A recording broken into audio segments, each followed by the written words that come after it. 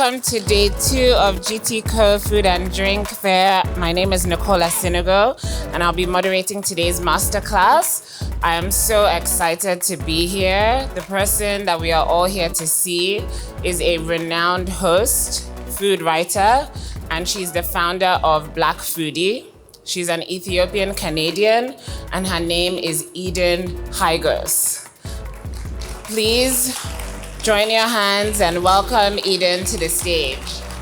Thank you, Nicole. I am very, very excited to be here. Very excited to have you. Welcome to Nigeria. Thank you.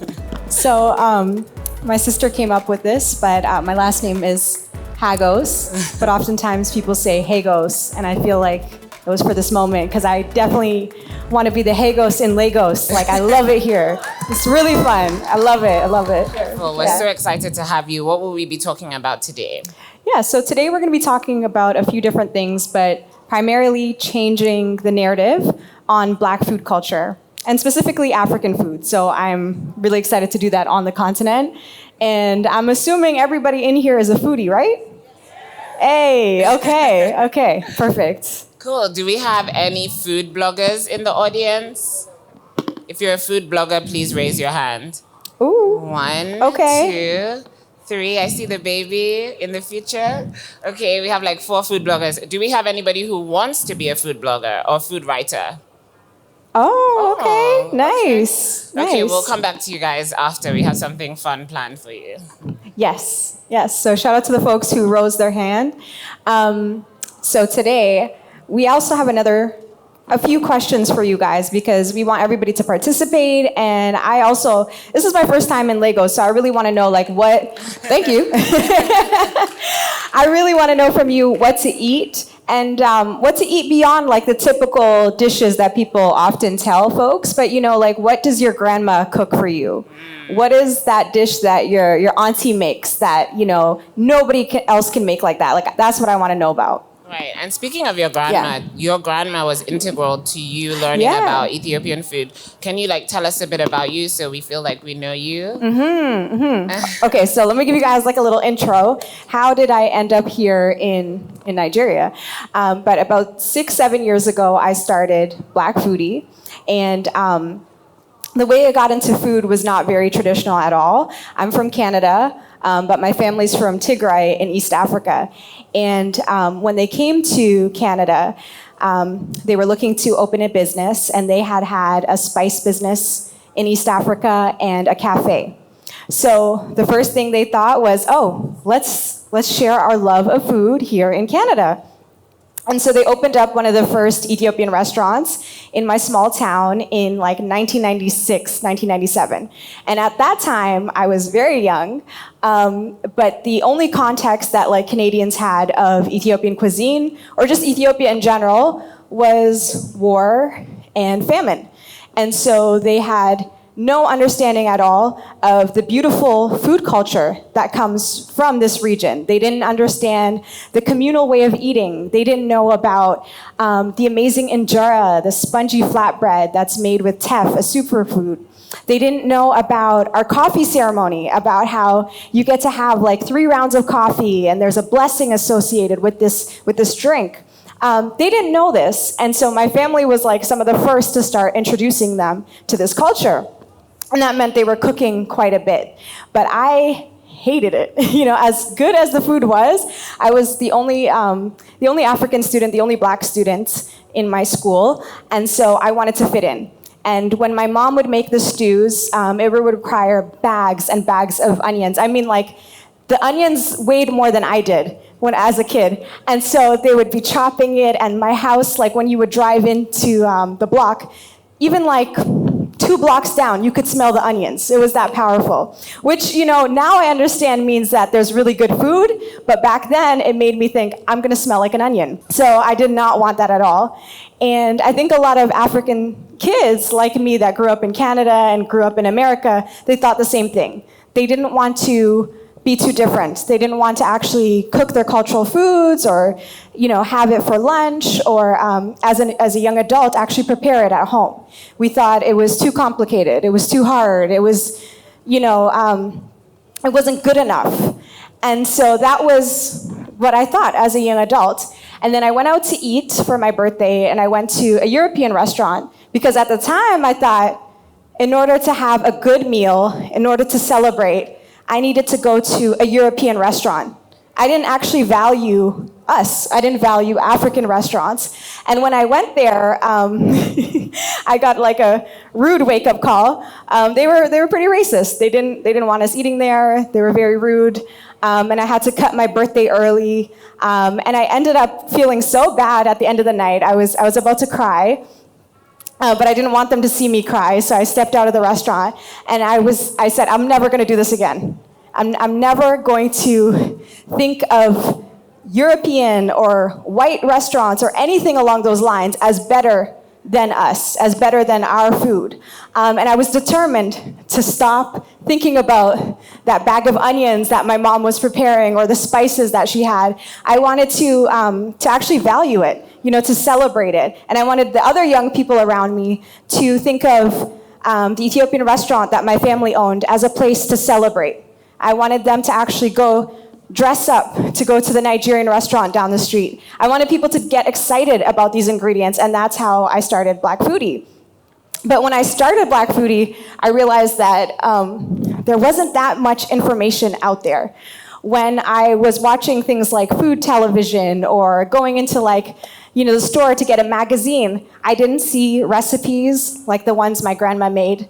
I didn't see things that I could relate to.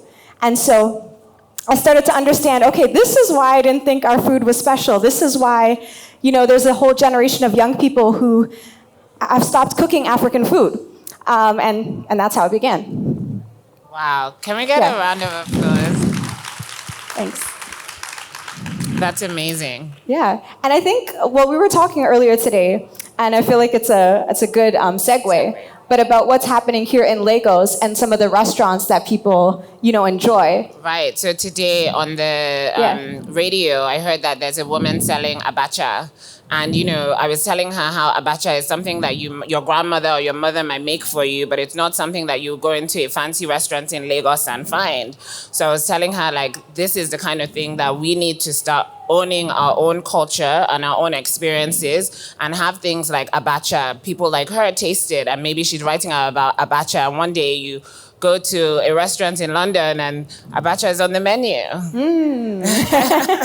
that's what I would love to. Now I gotta go try it after this. Now we have to go and try it. Yeah, for sure. But even me, as I was preparing for Lagos and I was looking up restaurants, I was seeing that, they weren't necessarily serving traditional Nigerian food. Yes. And that's what I wanted to eat, now that I'm here. And I think that's one of the big misconceptions that I faced when I was starting Black Foodie was that our food, not only was that it wasn't good enough, sometimes there was this misunderstanding that it was too complicated or too complex, like we don't know how to eat it, we don't know how to engage, we can't figure it out. And then beyond that, there was this idea that it was all the same. So I saw those two things happening on the internet where people thought Ethiopian food was the same as Ghanaian food, and the same as South African food, when there's such big differences even within those regions. So I knew that it was really powerful for us to actually claim back our stories and be the ones that were talking about African foods. And so I started doing that with Ethiopian food. And I assumed, after interviewing my grandmother, my aunts, and everybody, that I knew now, I'm an expert on Ethiopian food. And then I went to Ethiopia, and I went on a tour, and they took me everywhere, to the south, to different villages, and I realized I knew nothing. There were so many differences. There were so many different grains, superfoods, religions, styles of eating, and all I knew was the north. That was it. I only knew northern Ethiopia, but I didn't realize the beauty of southern Ethiopia. Yeah. And that's how you started documenting. So can you tell us a little bit about, especially for the people who might want to become food writers, the people who want to blog or talk about, how do they then start documenting these things? Yes. And in what format? Now we have social media, all that kind of thing. Yeah, so I think one big thing that I learned is we are all storytellers and we all have a voice and a platform. And the great thing about the internet is It's a lot simpler to get your voice out there. So whether or not you are excited about African food or you just have something you're passionate about and you want to use social media to spread the word, I think these tips are going to be helpful for you. So when I started out, one of the big things was actually like making sure that I understood my audience. So the people that were paying attention to Black Foodie at the time, a lot of them were people who grew up in the diaspora like me.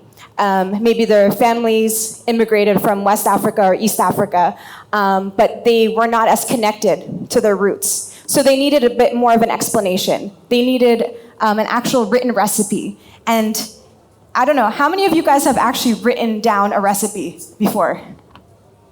Really? Oh, wow, that's more than I expected. Okay. Hey. So I think for at least for us in our culture, everything is done by eye. Like, you take your ingredient, you shake it in the pot, like, you weigh it with your hand.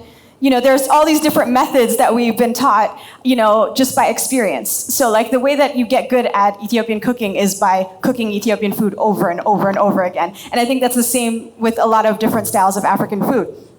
But for like the folks in the West, they didn't necessarily have access to the grandmothers and the aunties. So it meant that I would go into the kitchen and take a measuring cup with my mom. I would have to like do things and like work out these recipes backwards, And I think for people in the room that want to become food bloggers or creators, in any sense, like, think about your audience. What are the questions that they have? What are the things that they want to understand? And then create the content that actually appeals to them. The other thing that I would mention is like the internet is an amazing place. It brought me here to Nigeria through GT Bank. But it's also filled with people who have an opinion. And when it came to African food, there was a lot of bad opinions. There were, for example, when I started Black Foodie, like people were upset at the fact that I focused on African restaurants.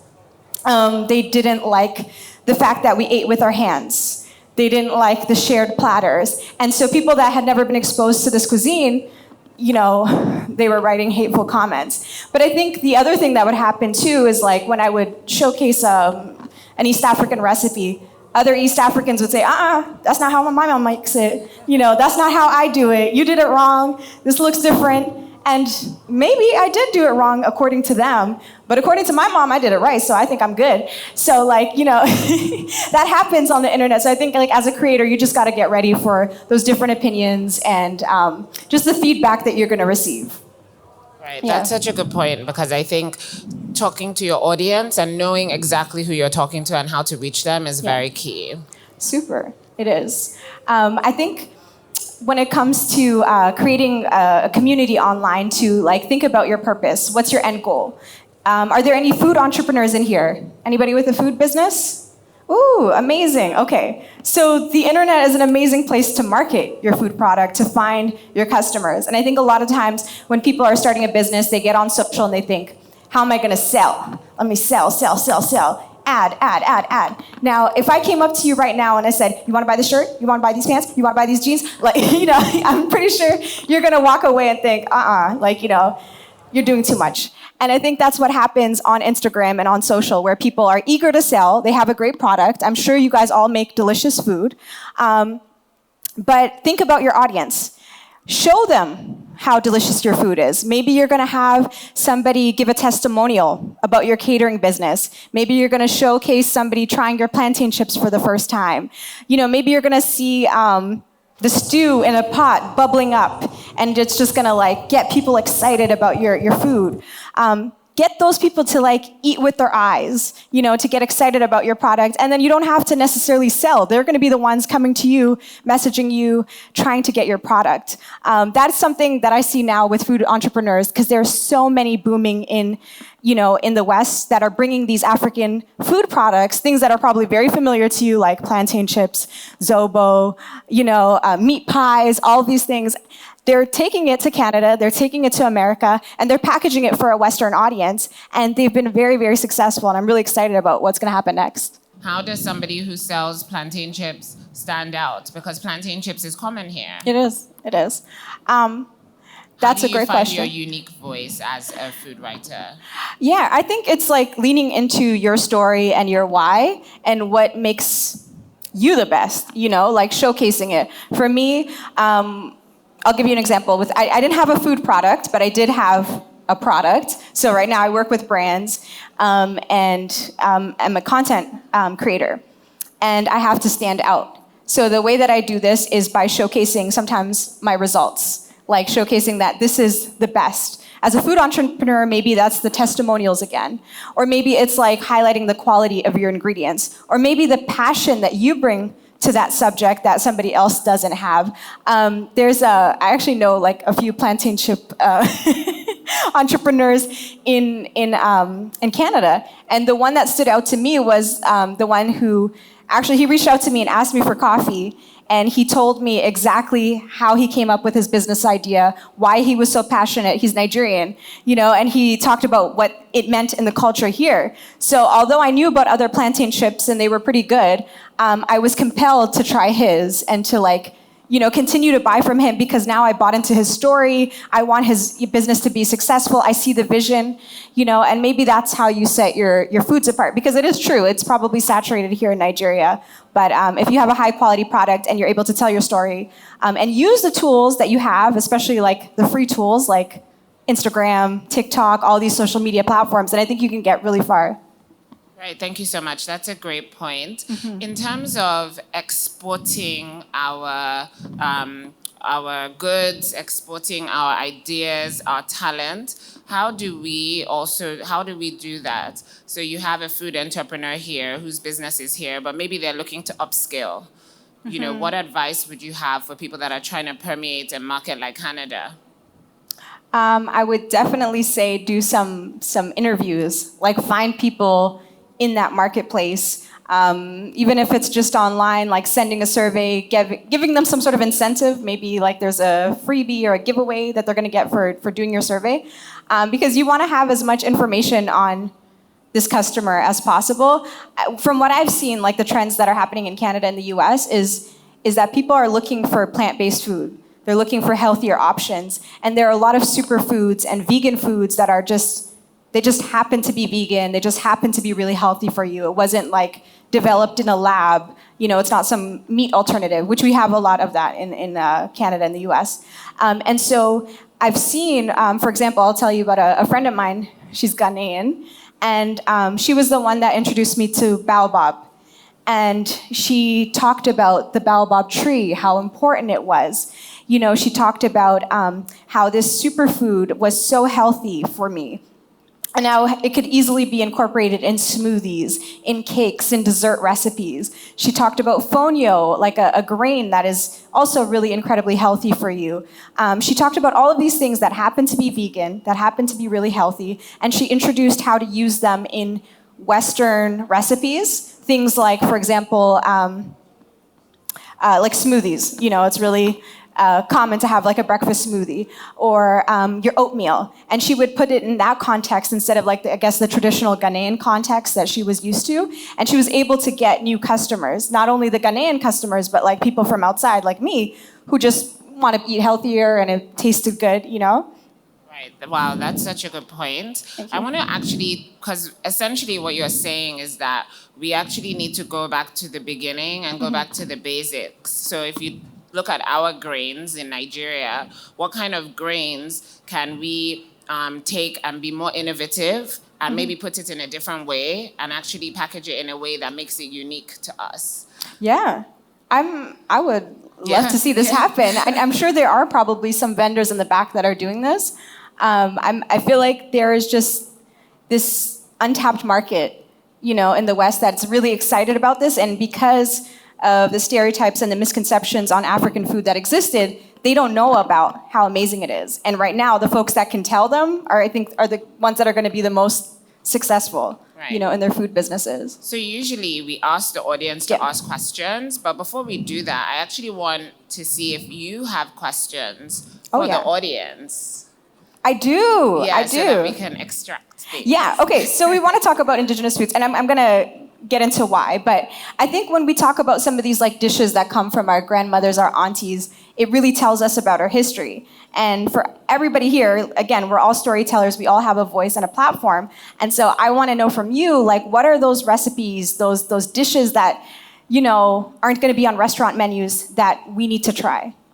So please tell us something that is indigenous to your tribe. I was telling her we have over 250 ethnic groups, so we have a lot of dishes. So please, does anybody want to share a unique dish from your home, a memory from your grandmother, your mother, yourself? Oh, okay. Yeah. Can we get somebody a microphone, please?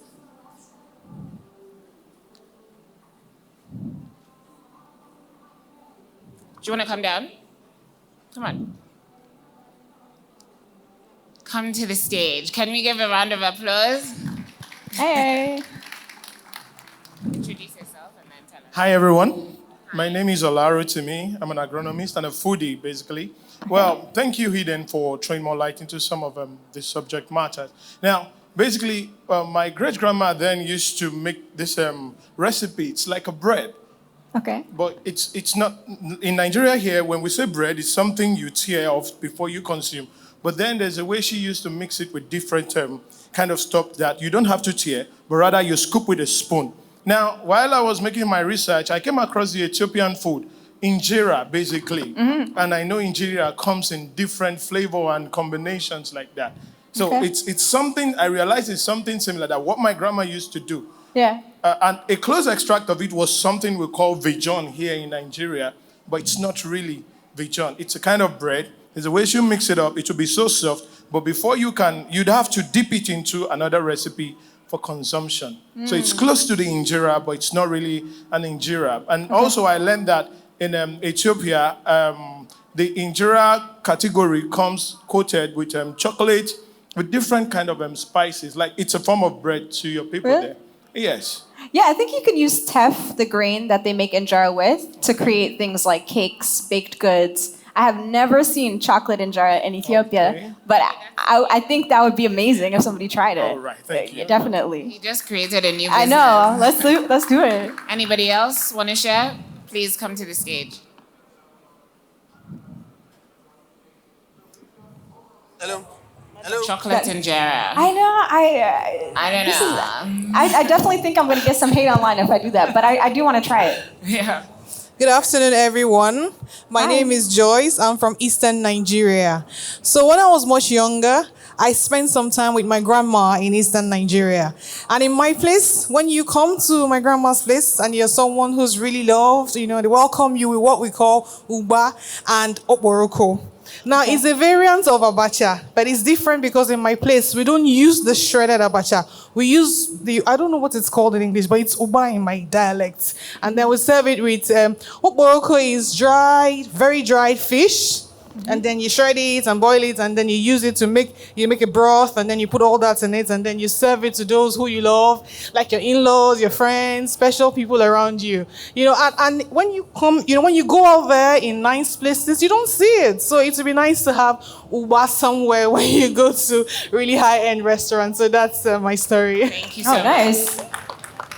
This is the dish you were talking about earlier too, right? It's a variant of that. I see. Okay. Yes. So we have all these cuisines. I'm sure a lot of people that didn't stand up have things that mean something to them.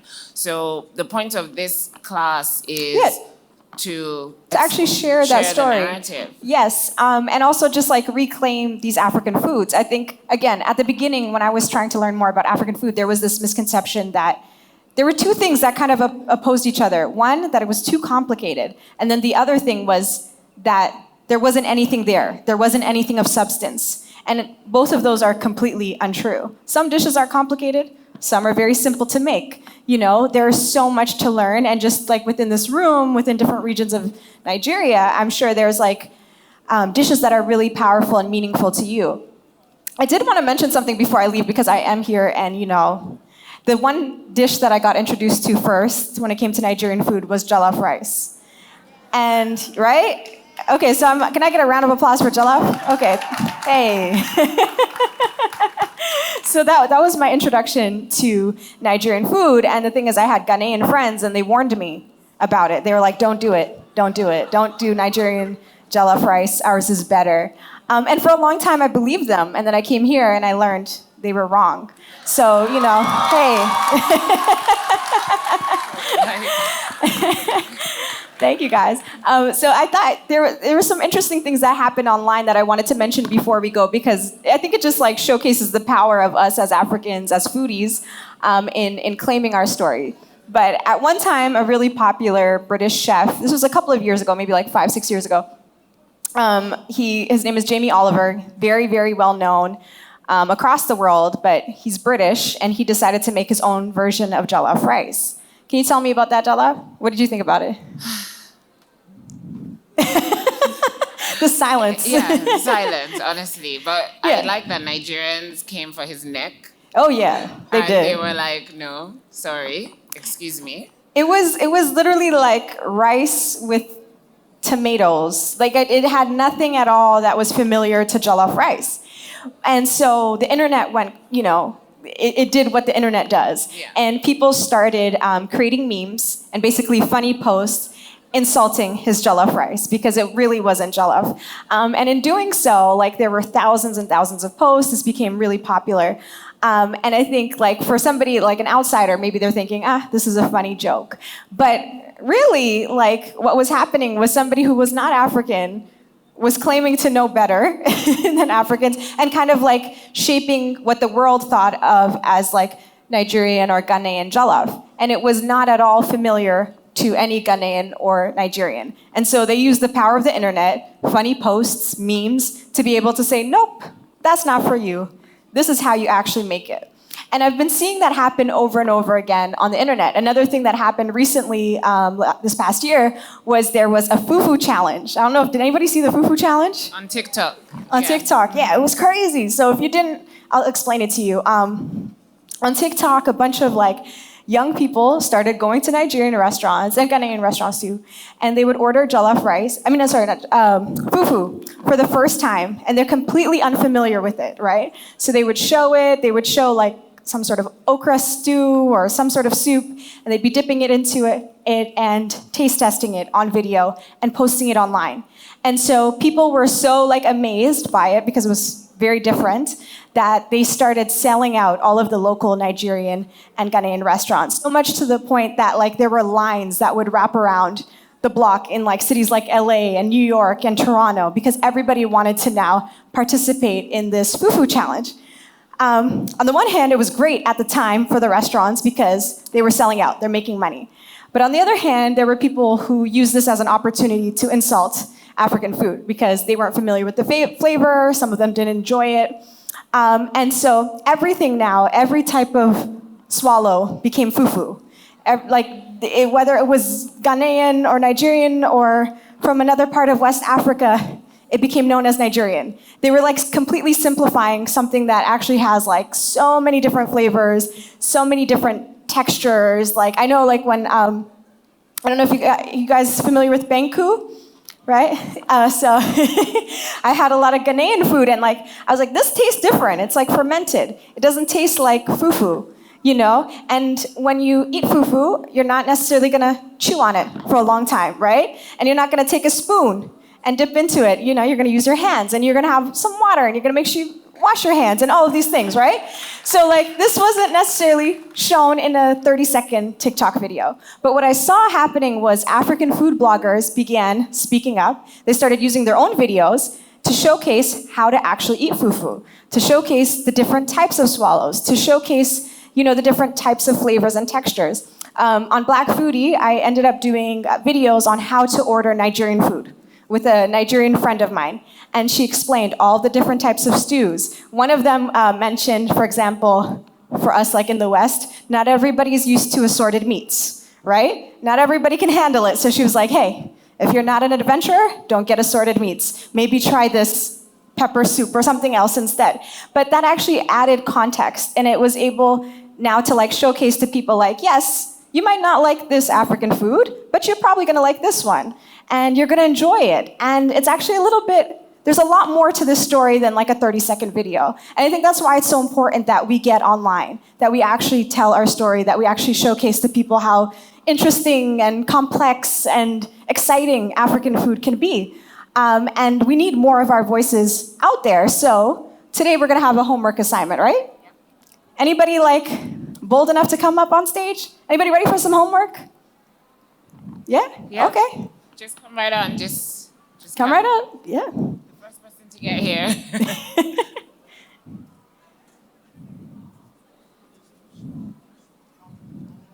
I hope I see some food bloggers and food entrepreneurs up here. Okay. Wow, we have a few people. Okay, we got some people. Thank you for coming up. Okay, I'll get you to start. Can you guys introduce yourselves? Yes, please introduce yourself. Okay, my name is Simi. See me? Okay, nice to meet you. Am I supposed to? Yeah, tell us, just tell us your name and maybe what your African favorite I'm a Nigerian, of course. Yeah. And I am from Osun State. That's Okay. The southwest of Okay. Nigeria. And my favorite food is actually yam and egg, fried egg. Hey, Yeah. okay, Me too, sis. perfect. My name is Florence Waneri. I'm from the East. My favorite foods are jollof rice and fufu with egusi soup. Nice, okay. Hello, hi everyone. My name is Chef Gibbs. Hey. I'm from the West, Okay, and my favorite food. I don't have a favorite food, but growing up, we ate a lot of. We had a lot of pounded yam and egusi. powdered yam and egusi, okay, nice. My name is Josh Matluku. I'm a media professional from Ogun State. It's down southwest Nigeria. I don't really have a favorite food, but I eat a lot of plantain and egg, and I enjoy yam, porridge. Word, okay. I see there's some foodies in the audience. Awesome. Okay, so I love how you guys each had a favorite food and why. So your homework and everybody's homework in here is to actually tell and share a Nigerian food story on social. If you have an Instagram account or a Facebook account or a TikTok, I would love for you guys to tag GT Bank and tag blackfoodie.co. I'm going to be sharing it throughout the week. And I really want to hear from you guys while I'm here, what your Nigerian food story is. Yep, so that's your homework. Yeah, We're waiting you guys for ready? the tags. Okay, we're just going to open it up for questions because I'm sure a lot of you have questions for Eden. Yeah. Hello, everybody. My name is Ayola Uju, Mr. Fly With Me. I'm a travel consultant. Thank God we are back since 2019. We are back here again due to COVID. So, and my question is that the last time I traveled, I went to African restaurants. It was so expensive. I ended up eating chips and fish. Why is African food is expensive outside? Thank you. Okay, I have something to say about that. Because that's another thing that I hear, okay, is that, and this is actually in the US and Canada, where people will say, essentially, if it's African food, we don't want to pay over $20, or we don't want to pay over a certain amount of money, because the assumption is it should be cheaper. The thing is, why don't we value our food? Why not pay more for African food, That's what I'm thinking. Hello. Yeah. Hello. Hi, I'm all right over here. I see, okay. Okay. My name is Bayo. I run a blog called Your Niger Architect, where I do a lot of architecture and lifestyle and food blogging. Nice. So my major question is this, and it ties back to the question he asked. And that's, why aren't we celebrating our foods back home? Now, I think what you're trying to say, if I get you correct, is why don't we present our indigenous food in a better format? Now, I have a big problem with that. Now, I don't know if you guys heard, but I think there was a place where they served ewa agoyin and agege bread for how much was it, 5,000 or 10,000 naira? Now, I find it ridiculous, right? When we try to, it's one thing where food that you can get locally, street food. What we're typically saying is our street food is what we call local food, right? Street food, amala, begiri, native soup, all that. Now, when we take that and we package it and we ridiculously overprice it, it now becomes a meme and it now makes our food highly ridiculous. So I just want to talk to restaurant owners. If you were going to serve our food or present our foods to people, let the pricing be reasonable. Let it be something like, okay, yes, it's not the price you get on the streets. Thank you. It's your Niger Architect, at your Niger Architect on Instagram. Follow me. Thank you. That was a good plug. That was a very good plug. I do want to say, though, as a response to you, like, I'm not talking about, like, price gouging. I'm not saying take something very simple and then go ahead and increase the price to make it, like, no longer accessible. But I think there are fine dining establishments where they take these ingredients, they might add some, like, complex cooking methods to it, present it in a beautiful setting. So I get what you're saying 100%, where you're talking about you take regular street food, you add creativity as your added spice to it, add finer presentation. But the truth is, it does not even taste the same as it tastes on the streets. It does not taste the same as it tastes in Buka. Shout out, I don't want to promote people and all here. Amalaska in Ibadan, right? Shout out Amalaska in Ibadan. Amalaska in Ibadan is something that should be considered, because I saw in Lekki, they just opened in Lekki, and they put a signboard in Lekki that Amalaska is now here. Amalaska in Ibadan, you don't put any sign out there. But if you check the price point, the price difference between what you get in Amalaska, chop knuckle, Jerry. The price in what you get in Amalaska in Ibadan is far different. With that mama who is sitting down, removing the salt, it's totally different from what you get on Admiralty in Lekki. I think that Thank your you. passion is noted, but also the Lekki rent is different from the Ibadan rent. It's true. But anyway, it's true. But okay, next question. But I hear you. Okay, hi. Thank you so much for the conversation. It's really interesting and amazing. My question is about, in the past, a few months ago, there was a lot of conversation around cultural appropriation. And I know this is a conversation that happens a lot in the food space. And so I know that right now we're trying to market Nigerian cuisine abroad. But what is your own take on who has the authority to do that?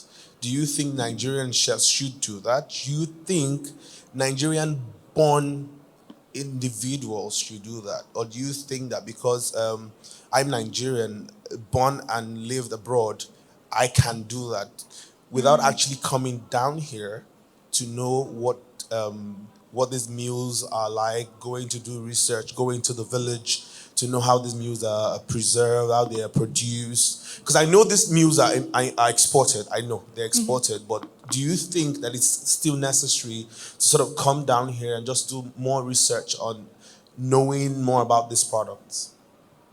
That's a great question. I don't know if I can just tell you my opinion, which is I definitely believe that Nigerians should be the ones selling and benefiting from spreading Nigerian food culture to the West. But I do feel like authenticity it's all relative. Like maybe what's authentic to you when you're in the UK is different from somebody here in Lagos, and recipes change. And sometimes, for example, in Canada, sometimes it's, depending on where you live in Canada, it can be impossible to get plantains. You just can't find them. And so maybe somebody's gonna use, I don't know, a different starchy vegetable, because that's all they have. And maybe they'll add the same kind of flavor and love to it, but it's not necessarily plantain. You can't replace a plantain.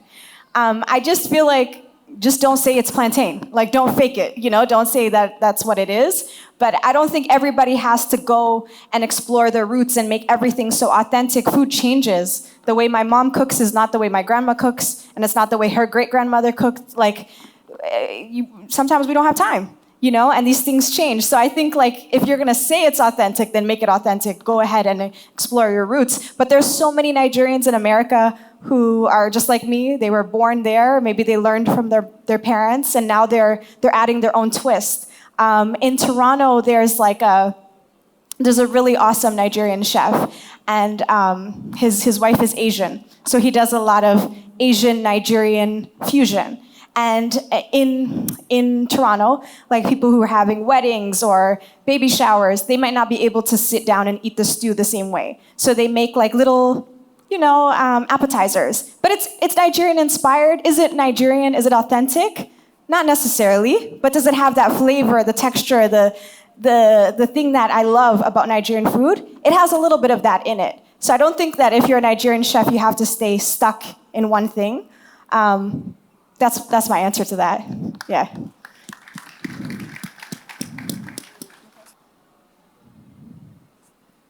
Good day, everybody. Hello. Okay, my own is just a contribution to what she's saying. When you're talking about in the West where they neglect the way we present our food, I think we should come up with something like a competition where Africans can showcase their food. And for instance, I have invented, a plate I call the longest plate that is used to serve Oba in the whole wide world. So the West cannot come and tell me how to present my food. So if I can show you what I've done, probably you will marvel. So what I'm trying to say is most of us here have different ways of presenting our food, and presentation brings your ego out, your ego. For instance, if you walk around here, you see how they present palm wine. The palm wine packaging. It has a more packaging than before. The way we present it is quite different from now. We have what we call tap palm wine. You open a tap and palm wine start dropping. Oh, wow. Yes, that's what some of the things I would do. So what I'm trying to say is this: we will ask you to help us to make a bigger presentation of how we package our food over there, so that we can also shock them with our own presentation. Thank you. Thank you very much. Thank you very much. Any more questions? If we keep changing the way we make food, African food, Nigerian food, the way my great-grandmother made it is not the way I'm making it now, and it changes, don't we lose our heritage? Does it really stay black food in the next few years? Wouldn't it be all just, lost and just variations of the actual thing? That's the first question. And the second one is on recipe. You made mention of, sharing our recipes. Does any of us have our recipes written down or something? And my question is, if we share our recipes in totality, again, wouldn't we just lose the heritage? Wouldn't it just become food in different other places with people copying the recipes, doing as they please? Would we or would we not lose our heritage? Those are my two questions. Thank you very much. Good point. I do think sometimes things are lost. I think there are probably things that have already been lost. But I'll give you an example of just what my mom does. When you're making Ethiopian stews, there's a stew called Doro Wet. I know you probably know about it, but it is it's the national dish of Ethiopia. It's a chicken stew with boiled egg, and it's very spicy. It takes several hours to make, sometimes 6, 7, 8 hours to make this stew. And even when you cut the chicken, you have to, that's too long? Huh? Yeah, it's too long. Oh, that's too long. Okay, I didn't know. I was like, is that not long enough? Yeah, it's a long time. They have a process. That's why it's for holidays. It's it's a special dish, But for this dish, you have to have lots and lots of onions. You have to caramelize it for a long time. My mom uses a food processor, Sometimes she uses a pressure cooker to speed up the process, but it still tastes really good. It tastes comparable to the open fire version, that they would make in Ethiopia. I don't feel like we lost anything with the food processor or, some of the other tools of convenience. If anything, I think it makes it easier for them to cook now those African foods in the West. So I think it depends. I think if you're completely changing the context, completely changing the core ingredients, then yes, you're losing something. But if you're, speeding up the processes, finding shortcuts, I don't know, I think we all like a good shortcut, right? Yeah. And I think to the second question, I think when you share recipes, it's a form of documentation. So I think the more we share and the more we write things down, that's the way you preserve the legacy, I think. Also, I think you guys have the sauce. Nobody can take that from you. You know what I mean? Somebody else could try it and not make it as good as you make it, So I don't think anybody can take that, special sauce Nigerians have, Okay, we have time for 3 more questions. Okay. Thank you. I would say the last person already asked the question. But then, this is more like a recommendation then. Since either we like it or yes, the moi moi we made with the moi moi leaf cannot be the same compared to what we made in nylon. The okpa I bought in Enugu wrapped with banana leaf. I speak from the perspective, from the angle of being a farmer and an agronomist. I practice farming. Oh, wow. Do you understand? And the okpa from Enugu, the one I buy from the motor park early in the morning, wrapped in dry banana leaves with the dry banana recipe. It's not the same as the one they sell in Ikeja with nylon. See, this concept and idea of, westernization, Western identity is really robbing us of our heritage. And it's important we preserve these things. Hence the reason why I would make an appeal to GT Bank. Oh, kudos to GT Bank for putting up a program like this. Let them delve into food concept research and development that strives towards protecting the African food heritage and also giving us an avenue to promote our foods out there. I went to a place in Sokoto. I travel as a farmer, and the recipe they gave me was an extract, a stock from snake stock, to produce to process banana with some chunked beef. It was very, very tasty and nutritious. Now, nobody is writing about all of these things. Then somewhere in Osun State, I went on a farming tour, and they gave me a food recipe made of pounded cocoyam. Now, the good thing is that the vegetable soup made was also from the middle leaf of the cocoyam leaf itself, mixed with bushmeat. It's important we start pushing our products out there. It's important we start talking about our food. It's important we start, taking away this Western image of the African context. Let me just keep it that way. Thank you. Thank you very much. And when you're going on your travels, you can also write down these recipes so that we can find it and we can share it. So that's something, your own homework as well. One more question and then we're done. All right, thank you very much. My name is Ibrahim Abdul-Ganiu. I flew in from Kano yesterday. All I wanted to say is extra. So I want to ask, I think it's going to be a general question. It's a general question. Extra. If maybe you just want a contract or you have money and you want to treat yourself well, please, where do you go? It's a general question. Where do you go?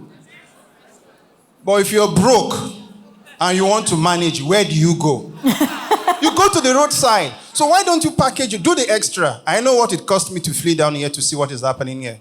Because we do something like this also, we try to bring ourselves together we're into the food industry in the north. We promote this. We'll be doing our, I think, 7th edition of our Arewa Food Festival this year. 7th edition to promote food. So we have to do the extra, because people pay for extra. Either you sell plantain chips, let everybody here sell plantain chips. If you do the extra, you go the extra mile. So that's just what I wanted to say. Thank you very much. One final. Hello, everyone. Thank you so much. Hello. Okay, my own is not really a quick, so I just want to appreciate you. Oh, thank you. And appreciate GTB for this, program, especially you coming from from giving us experience, from Canada and all that, and Africa, not just Nigerian. We were able to combine both your grandmother's stuff and African thing as a whole. Compare the Ghana thing and all that. So for me, it's not only Nigerian, because if you have only our Nigerian chef here, so the person may concentrate on Nigerian food. But from your experience, it has actually helped me now. Your experience in Canada and all that.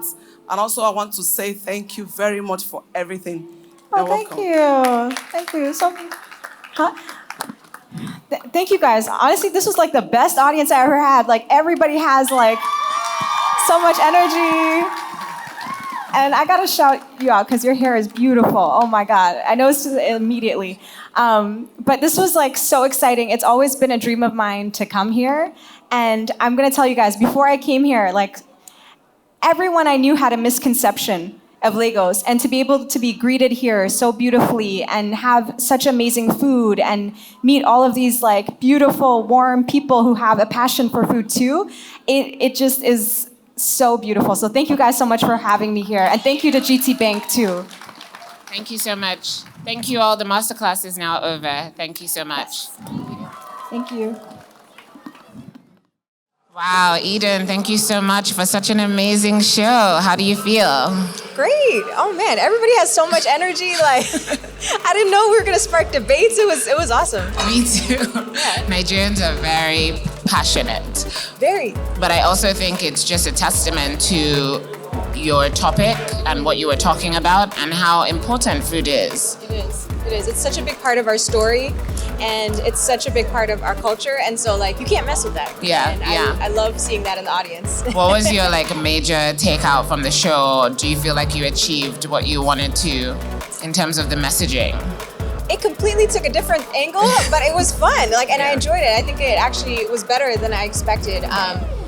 Just seeing the pride that everybody has in their food, and also the the opinionated, voices in the audience. Everybody has an opinion on it. Yes. And I think there's just so much growth that can happen because people are bold and they'll say what they think. Yeah, exactly. And I think it's about taking that opinion and putting it into text and putting it into the work and the content creation, because we have a lot of opinions, but we also need to document them. Yeah, and put it into the food. I love the guy who was saying do the extra, go the extra mile. Showcase the food differently.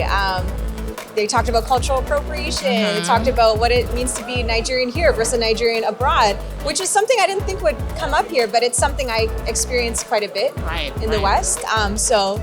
I loved hearing that. Is there one thing that you want to try, one food, while we're at GT Co Food and Drink that you still want to check out? Yes, I want to have egusi. Egusi? Yes. Okay. Yes. So that was, I think that was the first. It was either jollof or egusi. That was the first Nigerian dish that I got introduced to. So I really want to try it here. Okay. Yeah. Egusi. Egusi for sure. We can do that for you. Okay. Awesome. Okay. Thank you so much, Eden. Thank you so much for having me. Thank you.